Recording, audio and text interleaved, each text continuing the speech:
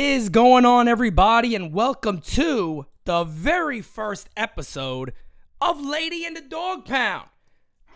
I am Pete Simonetti. You guys already know. Below me, right down there as of right now, is Stacy.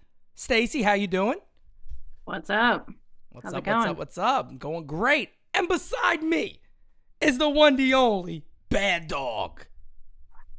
What's going on, Bad? Let's go Yankees, baby. What's going on, Lady and Pete? Hey, man, the Yankees are doing absolutely tremendous. And guys, look, this is the very first episode, okay? And you guys know this whole situation with this show has been programmed up in my mind. So Stacy's like, hold on a second. You got everything in your mind. You do the first one. You be the host. I'm the lady today. I'm the lady. I'm identifying as the lady today, okay? But anyway, just to give you guys a heads up on how the show works, we asked you all to give us questions. You guys came back and said, hey, here goes your 5 questions. Awesome. Perfect. Myself and Bad Dog will take about 1 minute and 30 seconds to answer those questions. At the end, lady gets the last laugh. That lady is still going to be Stacy, not me today. And she is going to have that time to answer all those questions and close us out and go from there. So we got 5 really good questions today.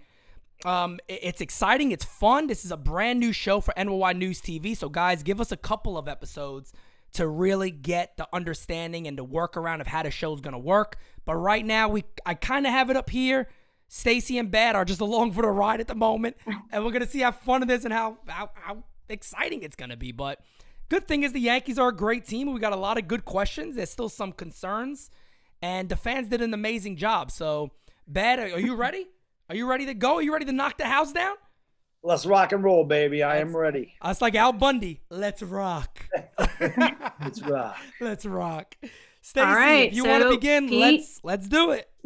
You've got 1 minute and 30, and I will start the clock after I read the first question. Awesome. Let's do it. First question is by Adian.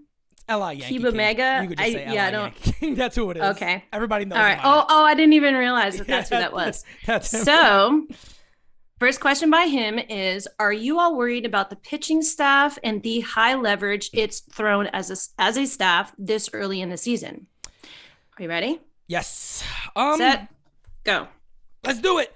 No, I'm not. Let me tell you why. Now, when he says the pitching staff, I'm assuming he's talking solely about the rotation. The rotation I have no concerns with right now. The bullpen, on the other hand, the workload that the bullpen has taken, that to me is a little bit of a concern. We've seen John Loizaga go down with a shoulder problem. We've seen, of course, Chad Green's having Tommy John surgery. And right now, I mean, if you look at the Yankees pen, who do you really trust? We know that Chapman's also down now, too. We know that Clay Holmes has been terrific. But if he's talking about the workload of the starting rotation, they finally just now, after maybe 2 or 3 starts, have started going past the 5th. So I don't think the workload on them, and I know that had to do with spring training starting late, but I am personally not concerned about a workload on a guy like Nestor Cortez, who's been arguably the best pitcher in baseball. I'm not concerned about Garrett Cole's workload. Jameson Taillon's also, a year plus away from shoulder surgery or Tommy John. So he looked strong. We saw yesterday 8 innings shutout baseball. He looks absolutely terrific. Jordan Montgomery's another guy who doesn't really, light the radar gun up at all or seems like he puts a lot of stress and fatigue on his arm. He's a guy, again, who's also further removed from surgery now, too. So I am not overly concerned with the workload on the rotation. I think they got a couple of horses in there now who I think could really carry quite a bit of the load. I think I heard That's it. you. That's time. I think I heard it. Yeah, I think you got it in though, right? Hey, I got it in. I did it. You did. All right. Bad Dog gets 1 minute and 30. Ready?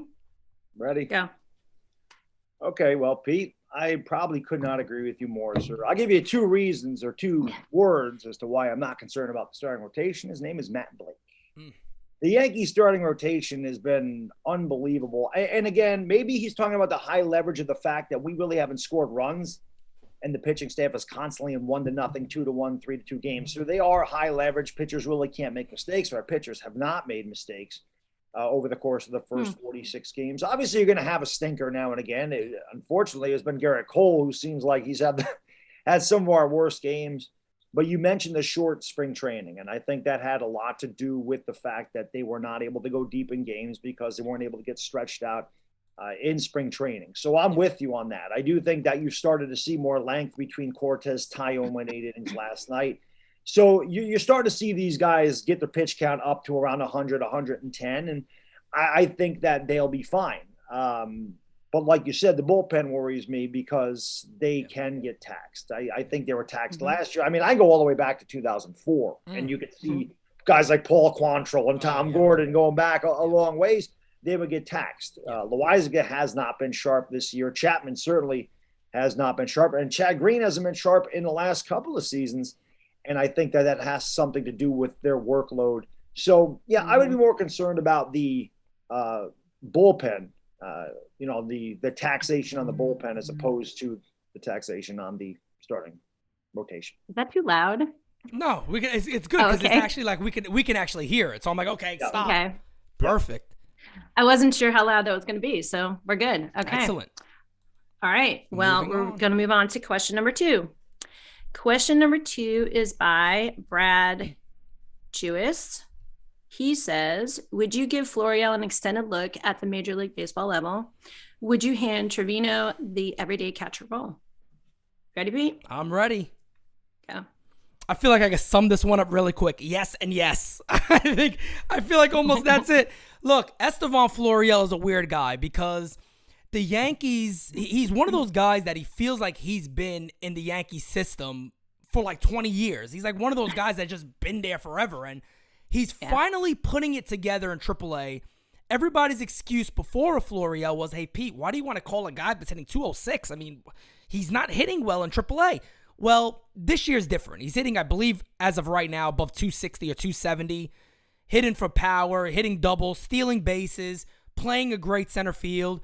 We see him come up, and he does a few things good. There's some of the nitpicking. You could say, well, give this guy a shot. Look, at the end of the day, Aaron Hicks has been out there. He's arguably one of the worst players in the league, especially for outfielders. There's no numbers that say anything different. He's been absolutely horrible. So why not give Florial a shot? The only thing kind of in his way right now is that Miguel Andujar has done good.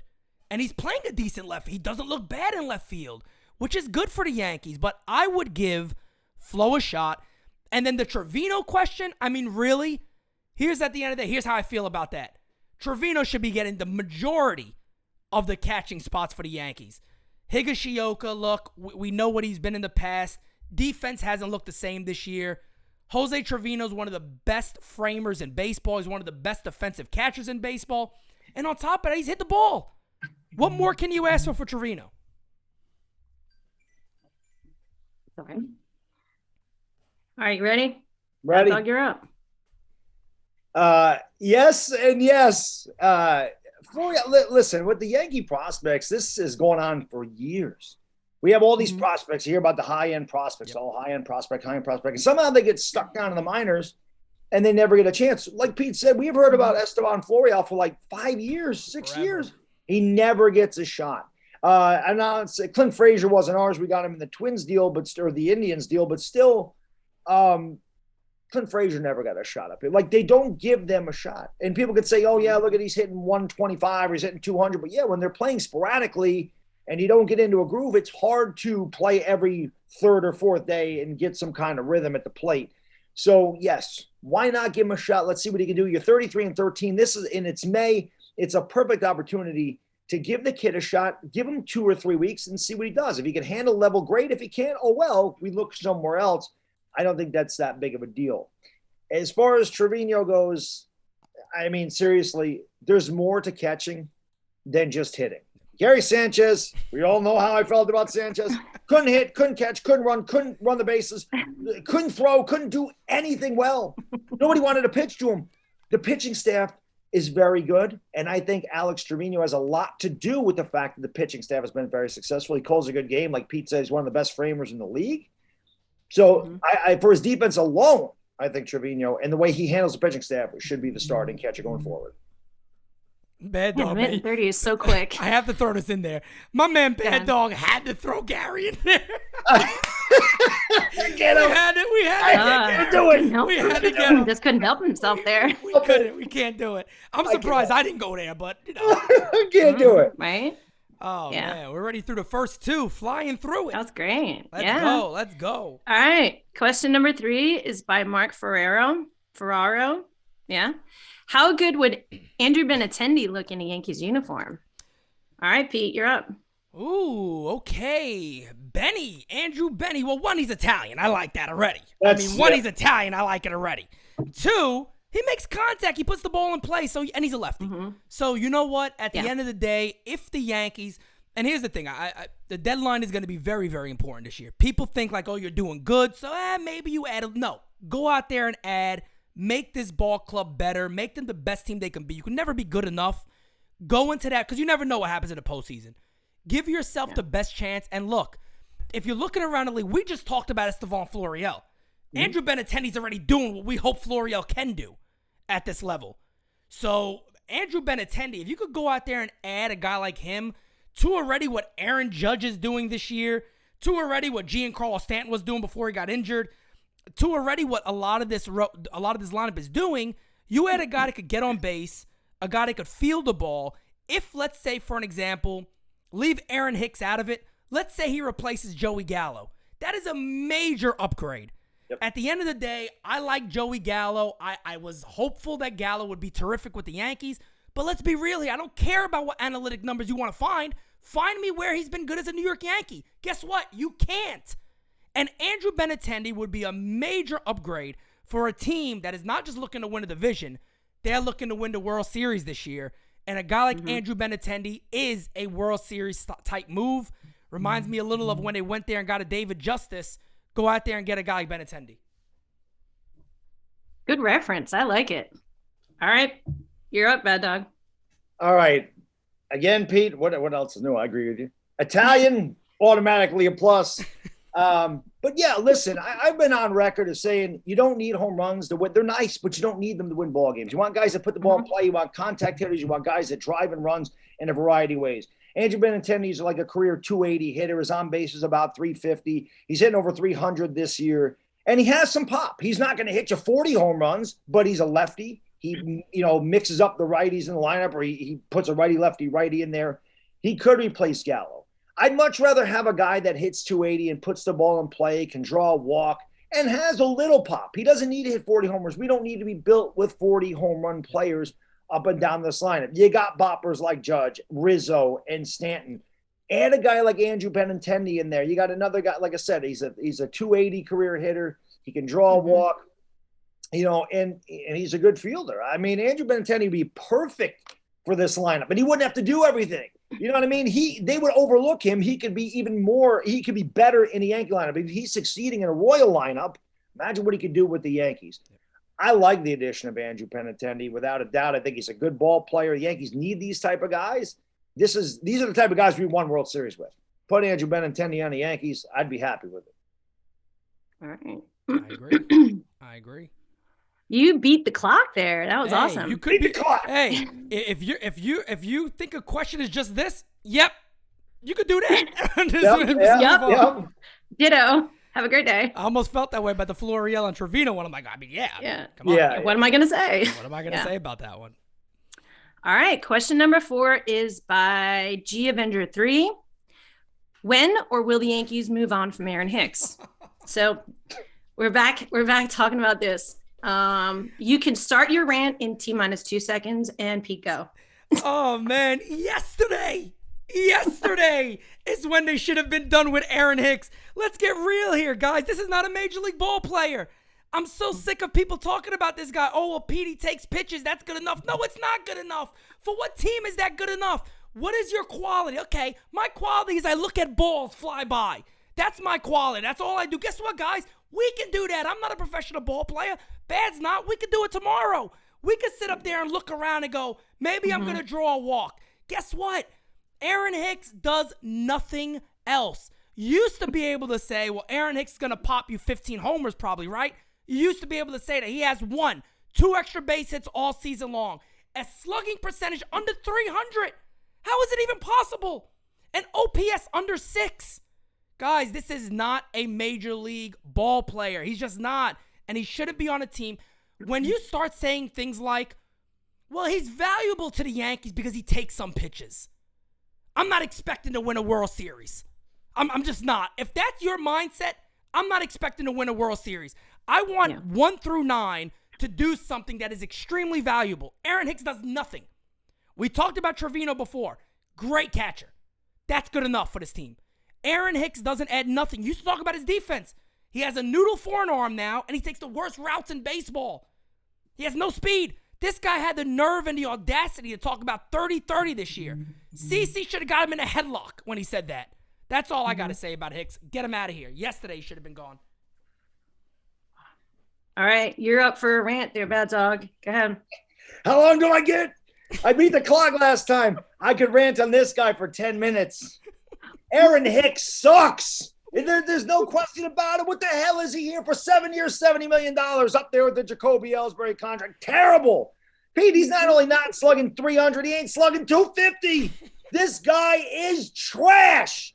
People are like, he's a good defender. No, he isn't. His career, and I don't go by WAR, but if you look at it, it's negative. He doesn't save any runs. He is not average. He is not below average. He is a trash can. This guy is as bad as Gary Sanchez, if not worse, because at least Sanchez had some pop. This guy can't hit the ball out of the damn infield. He is a career 130 hitter with the bases loaded. He's about 200 with runners in scoring position. And how many damn times did he fail with runners on third and less than 2 outs this year? I can't stand Aaron Hicks. Kick him the hell out of here. Throw him in the Hudson River with cement shoes. I don't like him. Get him out of here. He's a losing ball player. Move on. I think I made my point. Good job. That was like less than a minute. I don't know how you did that. That was epic, though. That was great. Absolutely amazing. That was terrific. I can't stand him. Man, when you start bringing out the cement shoes for players, they've been bad. They've been real bad. They've been real bad this year. Oh my gosh. All right. Last question. You ready? Let's do it. Steve from Yonkers says, is Aroldis Chapman days as the closer done with the Yankees? All right, Pete. All right, this one could be really quick. I'm going to answer. You ready for this one? Clay Holmes. That's my answer. Clay Holmes. Mm-hmm. My man is coming. And this is, look, if Chapman was healthy, I'd say the same thing. It doesn't matter. Clay Holmes is throwing 100-mile-an-hour sinkers right now. He's throwing bowling balls to the catcher. There's nothing batters can do against this guy right now. His ERA is almost under 0.30. I mean, this is not even a conversation at this point. And look, if Chapman comes back, and I hope he comes back and he's good and he's strong and he helps the Yankees in a different role. If Aaron Boone comes back and goes, all right, first game back, you see Chapman up with a 2-run lead in the 9th inning, this team got mental problems. I'll tell you right now. This team got serious issues if Chapman even sniffs the 9th inning. Nowhere near it. The guy is Clay Holmes. It's that simple. He's been that dominating.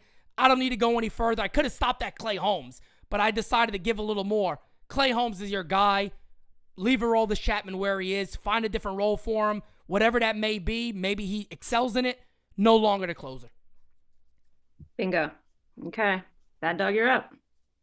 Yeah, Clay Holmes, and 2 more words again, Matt Blake. One of the worst takes I've had on YouTube, and I've had some bad ones. When the Yankees picked up Clay Holmes, I said, what in the hell is this move? This guy walks the ballpark. His whip is 1.5. What are they bringing him in here for? Yeah, that was wrong. Whatever the Yankees did for Clay Holmes made this guy one of the most dominant pitchers coming out of the pen. You can't touch him. His whip is under 0.7. All of a sudden, he's found the control. He throws hard. And you know what? He's embraced the closer role. Chapman has a lot of miles on his arm. Chapman is extremely wild. You never know what you're getting from him. He's kind of like John Wetland was in 1995, where it seemed like he would close out a game, but it was never without your heart stopping. Clay Holmes, he's coming in right now, and you're like, yeah, we got this. You feel confident with Clay Holmes. I certainly feel more confident with Clay Holmes than I have with Aroldis Chapman. And I don't think Chapman's been right since he gave up the Altuve home run. Chapman be great in a situational role, maybe coming out of the pen, maybe giving an inning. I don't want to bring him in a tight leverage situation because he can't throw strikes. But maybe if you got an inning where you got a couple of lefties coming up, he'd be good there because he still throws extremely hard. But I think sometimes Chapman falls in love with the slider, and again, his control's all over the place. Still got a good arm. He can still be very effective, maybe in a setup role or a seventh inning role, in an inning where you got some lefties coming up. But yeah, Clay Holmes is the man. The funny thing is, I just want to add this part in here. That's one of my only times I've never reacted immediately is when it got Clay Holmes, because luckily for me, I got a lot of close friends that are in Pittsburgh, and they're big Pirates fans, actually. And I messaged them when it happened. I'm like, all right, Hoy Park was doing good. I get it, but what is this about this Clay Holmes? And I messaged my first friend, Gregory, wrote back. He goes, Pete, if this guy has any bit of command with you all, you have found an elite relief pitcher. I go, get the hell out of here. Looking at his numbers. And I wrote it. I said, you know what? I'm going to just tweet it. And I tweeted. I said, if this guy throws strikes, he's going to be absolutely dominating with the Yankees, per a friend is telling me in Pittsburgh. And he was right. I mean, when I first saw him and what he's doing now, I give Brian, Cash, whoever found this guy, whoever analytically, I don't care how you found him. Unbelievable move. Great move. Great move. Really a good move. So now, Stacy, it's your turn. Yes. It's your turn. It is now. Lady gets the last laugh. And like I said before, guys. I'm not going to go up. Okay. I'm going to read you the Maybe questions. a couple of areas I might. Okay. I get to read. If you want to pass on one. Do you want me to set the, I don't need a timer. No, you don't need a timer. You get all the time you want. You're the lady here. You get all the time you want. That's how it works here, baby. You get all the time you want. Just make sure in question 4 you go off on Aaron Hicks. Oh, she will. Okay, all right. Yes. I feel like Stacy was like nodding while we were talking. She's like, yeah, this is good. I kind of feel the same exact way. So we're gonna. You know anything about me and Aaron Hicks? Well, you already know. Well, there we go. So apparently there's a little bit of bad blood maybe with Hicksy there. So Stacy, let's do this, man. The first question again was, are you at all worried about the pitching staff and the high leverage it has thrown as a staff early in the season? I actually agree with both of you guys in this area. The injuries put a dent, I think, in the bullpen. And I also, we've, like, Bad Dog was saying, we've been taxing on the bullpen for years now. I think back in 2019 is when it really started. I felt like it really kind of hit a peak where we got to the playoffs, but it was so obvious that by then the bullpen was so stretched and so overused that there was just no way we were going to win it. But now that we have, injuries and Chapman not being up to snuff, it just kind of feels like it's a little bit of an injury. But on the plus side of that, I do feel like finally our starters are giving the bullpen a little bit of relief.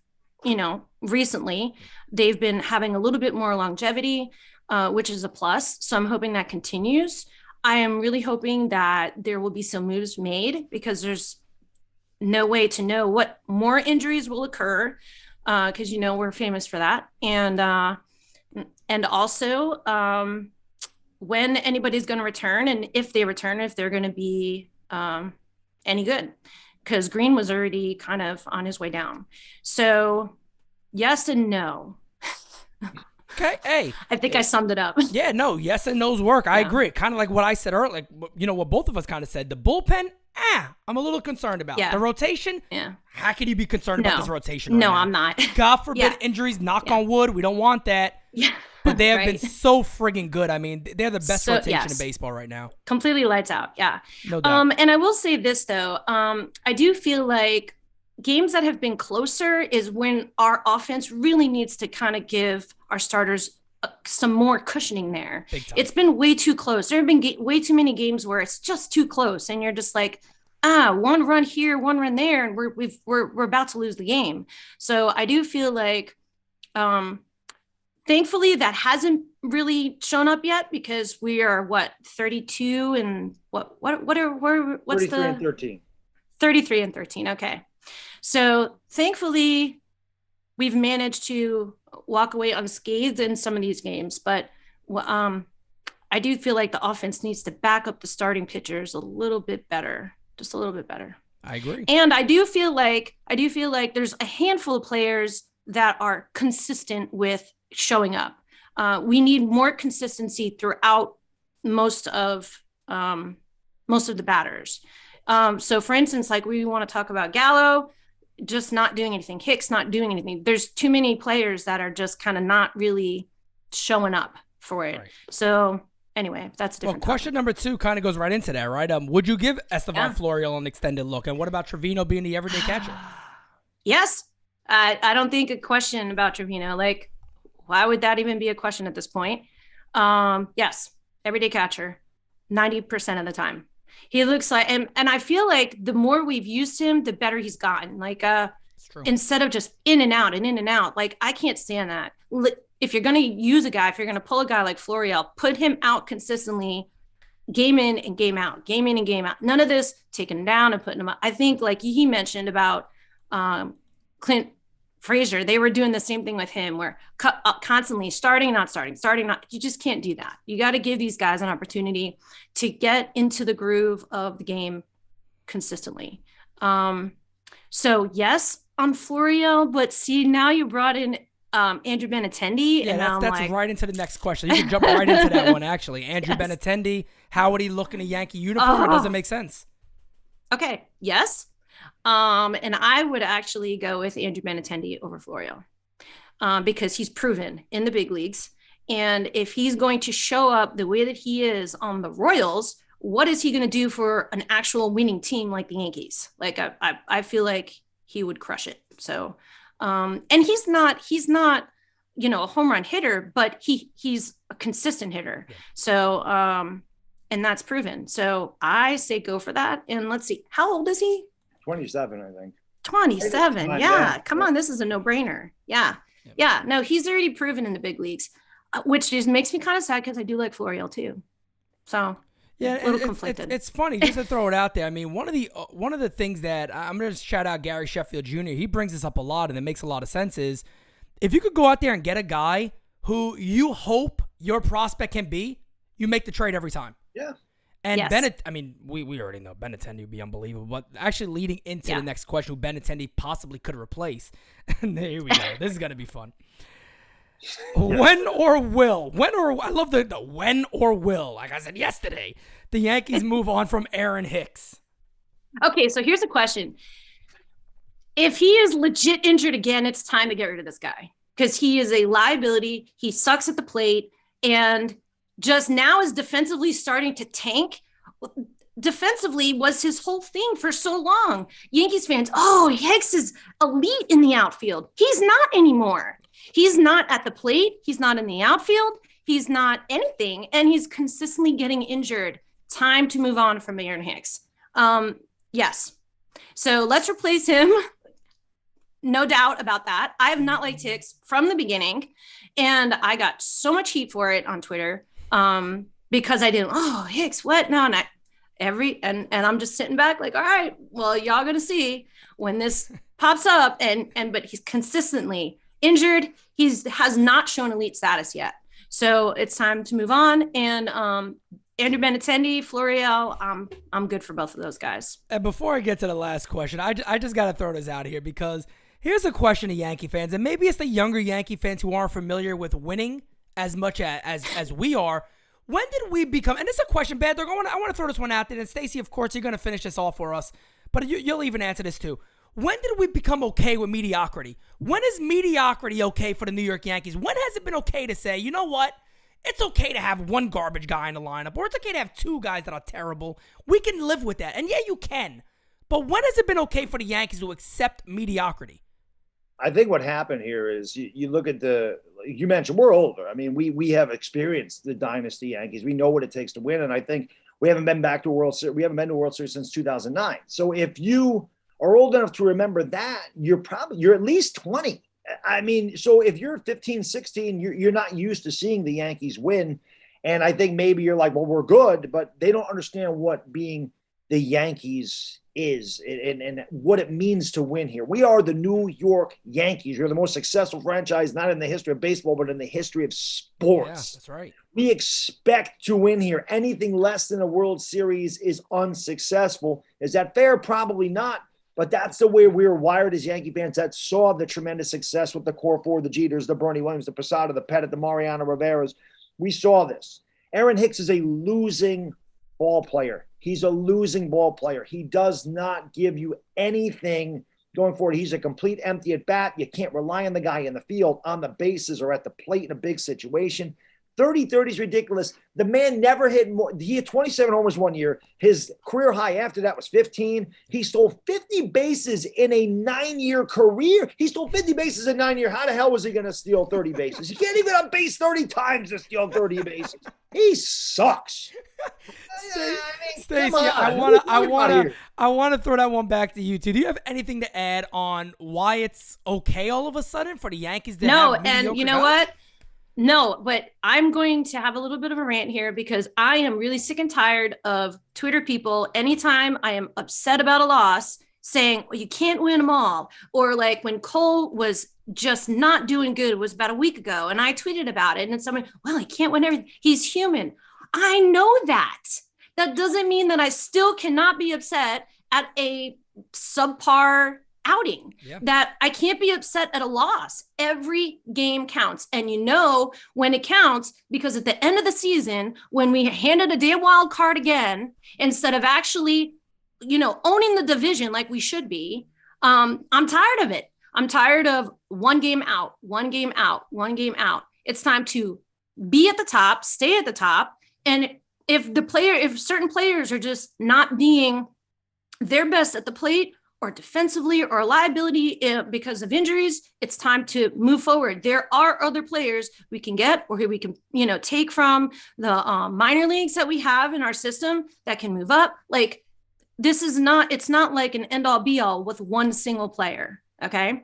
But I am tired of people getting upset when you get upset about a loss. It's like, you can be upset about this. If you want to say, hey, it's no big deal, I'll see you in October, or I won't, right? Yep. So when October comes and we're handed another wild card, and you say, well, damn, we probably should have won that game versus Baltimore, yep. Cole pitching, we should have sealed the deal on that game, on that Baltimore game, way back in May or April. Like, they all matter. So yeah, so when you have players like Hicks who drops a ball, who, on a pop out, okay, or something like that. It's like, these are important. Everything is important. So, and he has made, there. He has really made some horrific plays in the outfield this year. Yeah. And that was, like you said before, and we all agreed on that. That was his calling card. It's like, you got a terrific center fielder when Aaron Hicks is out there. You don't have that no more. And right. What you said, God, my goodness, we can rant on Twitter all day on the overreactions, underreactions, and all that stuff. The Yankees were proclaimed World Series champions at the end of April. So, everybody also counted the Boston Red Sox out. They're getting hot. They're kind of, you don't want to say, back into AL East right now. They're not. They're still very far out. But they're a better team again than what people were giving them credit for. And, that's fun to know that it's still competitive, and we got to go out there and really win every game. Last question again was from Steve from Yonkers. He said, "Is Aroldis Chapman's days as the Yankees closer done?" Yep, done. Clay Holmes. They need to put Clay Holmes, like you were talking about. I think what they need to do is put him as a reliever, and in not high leverage situations. Okay, so if it's a close game, he is not your guy. All right. But, I know you've got to give the guy reps, but he definitely does not need to be closing anything. So Clay Holmes is our guy. However, here's a question. You can't use Clay Holmes every single game. So you got to kind of rely on your starters and some relievers to be able to, finish the job without using all of our pitchers in the bullpen. Well, that's the offense, right? That's again too. Even like this series right now, we've beat the Rays 2 in a row, and let me just say, we've dominated the Rays. I don't. Yeah. The offense may have not have been there yesterday. I know people love to use this, right? There was a couple of Yankee Stadium home runs yesterday that would have been out, but they didn't play there, so I don't want to talk about that crap. But I bring it up because if they're playing at Yankee Stadium, they want to throw it out. Oh, Yankee Stadium home run. Well, they're playing there. They weren't playing there yesterday, so it's not out. But I like to bring it up anyway because they love the bullshit about that. But, they've been beating up the Rays, but the offense needs to carry the load. I made a video recently about the bullpen, and kind of it's a little bit in disarray right now, right? But my solution to it was the offense. Score some friggin' runs. Put some games out of reach against bad teams and let your guys get a break. But Bad Dog, what do you got anything else to add to that? I kind of want to go back to something Stacey said about how all the games matter. Yeah. And I couldn't agree more. Like, I always hear the games matter more in September. No, they don't. No, they don't matter more in September. All that happens in September is you have less time, right? Baseball is a marathon. It's not a sprint. So if you get out to a great lead in a marathon, well, guess what? Mile 17, you might hit a little bit of hiccup. You might get a little bit tired. But if you have a big cushion and guys catch up to you, but you can maintain a lead, you're good. If you get off to a bad start in a marathon and you have to really sprint to catch back up, you might get tired by mile 22 and not be able to finish the race. It's extremely important to win games at the beginning of the year. They all matter the same. The saying is, you can't win the division in April, but you can lose it, Pete. You talked about the Red Sox, and the Red Sox are getting hot. And maybe the Red Sox overtake. Who knows? There's still 130 games to play or whatever. Long ways to go. But if the Red Sox finish 2 games behind the Yankees or 3 games behind the Yankees, they might be kicking themselves in the ass saying, boy, if we would have only got off to a better start, we would have won this division. So I could not agree with Stacey more on that aspect. And a lot of people don't understand that the games in April do mean as much as they do in September. And you got to win every game. Every game that's out there to win. You and I, Pete, and I don't know how Stacey feels about this, but we used to rag on Aaron Boone about stop playing for tomorrow. Win the game today. Stop worrying about tomorrow. Finish the job today. Worry about tomorrow when tomorrow gets here. Stop worrying about, oh, God, I got to save this guy. We got to do this. We got to rest this guy. No, win. Win the game when you can win it. That's just my aspect. But I just wanted to add to that because I couldn't agree with her more that every game matters the same. Every one of them. Correct. And I know it's an easy, it's like an easy getaway, right? It's like, well, you guys, you can't win every game. Yeah, but look at the team last year. If that team last year, and I don't want to, we could go back on 20 talk about all of day. And we talked about that with Aaron Boone. Aaron Boone so many times last year made us rip our hair out because we're like, what are you going to Heaney for? What are you doing? Then the game gets up. Who didn't know this was going to happen? What the hell are we doing? Are you betting on these games? What the frick is going on? So we lost so many games to the Orioles last year. The Yankees probably should have won the division last year, to be fair. I mean, they shouldn't have put themselves in a position of a wild card. And like Stacey said, you don't want to get to the end of the year and go, oh, damn. I mean, that lead was nice in April, wasn't it? But, now we're back in a wild card again. It's not like we got a 20-plus game lead at the moment. The leads can evaporate very, very quickly in baseball. A 1 week can make a world of a change. 1 week, one losing streak can make a world of a difference. So, Stacey, I mean, one injury. One injury. Close us out on that. Okay. Yeah. So, one injury. You lose one big play. I'm not even going to put any names out there because we're not doing that.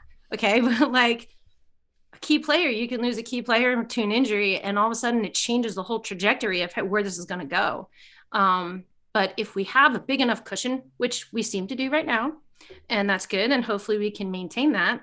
But he's 100% right in saying that this is a marathon. You have to maintain a pace for the whole year. Otherwise, you're going to get to the end, you're going to scramble, and you are going to wear your guys out in September, all of them, when they're trying to do everything that they can and make mistakes doing it, instead of just kind of going with just a pace. Go with a pace. And right now, we're sitting pretty good, but hopefully no more injuries occur. Yeah, and I mean, that's baseball, right? Right now. That's baseball. That's baseball, Susan. That's baseball, Susan. Right now, it feels really, really good to be a New York Yankee fan. So with that being said, guys, it has been a truly fun first episode of Lady in the Dog Pound. Obviously, as you guys know, like I said, we're going to get more used to this. Stacey's going to take over as the host regularly, and we'll just get used to the routine of what the show looks like. But here's what I need you guys to do. Everybody this is premiering now. It's not live, but we are premiering now. If you guys are in that chat, okay, in the chat already, we have put Bad Dog's channel. We have put Stacey's channel in there. Also in the description, it is both there. You guys need to do me a major favor and subscribe.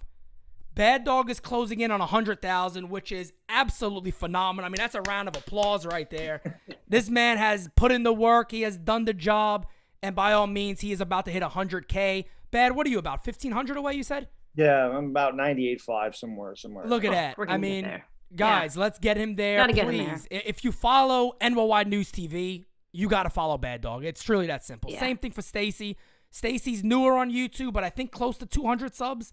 Let's get Stacy to that 1,000 number. Yep. Let's work on Yeah, getting let's go. Stacy to that 1,000 number. It's right there. All you got to do, guys, Bad Dog always says, I love what he says this.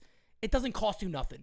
Click Oh, that that's true. link, hit the sub, put notifications on. Stacy does a tremendous show herself. It's live. You guys can join her live, chat with her live. Bad Dog, of course, does all of his stuff with other sports too. And then you guys know what we already do here at NyynewsTV. So with that being said, I've had a great time. Chat also under the comments section in this video. If there's any suggestions you guys have, throw them out there to us. Throw them out there to us. We could change some things up, work on some things, make it better. It's always fun to do. It's always great to improve. But I had a tremendous time. Bad, any last words for everybody? Hey, this is a blast, man. I'm looking forward to doing this show. Great questions from the chat, and I know there'll be great questions throughout. Hopefully, we have a great season. We got off to a great start, and definitely looking forward to the ebbs and flows and the questions that come in, because there'll always be different questions that arise. I'm very honored that you asked me to come on board and do this with you and Stacy. I mean, I love your channel. You guys do a great job, and I'm just looking forward to this, man. I had a lot of fun today, and I'm looking forward to doing it in the future for sure. Stacy, lady, Absolutely, lady, 100%. Lady gets the last laugh. I love you guys. This is great. I had so much fun. I'm really enjoying this. I'm looking forward to future episodes for sure. All right, there it goes, guys. So again, hit that sub button, turn notifications on for NyynewsTV. Do the same thing for Stacy. Do the same thing for the one, the only Bad Dog. With that being said, guys, have a wonderful day. Hope you guys enjoyed. We will see you on the next episode of Lady in the Dogpound. Thank you, guys. Let's go Yankees. Let's go Yankees. Before it hits the front page.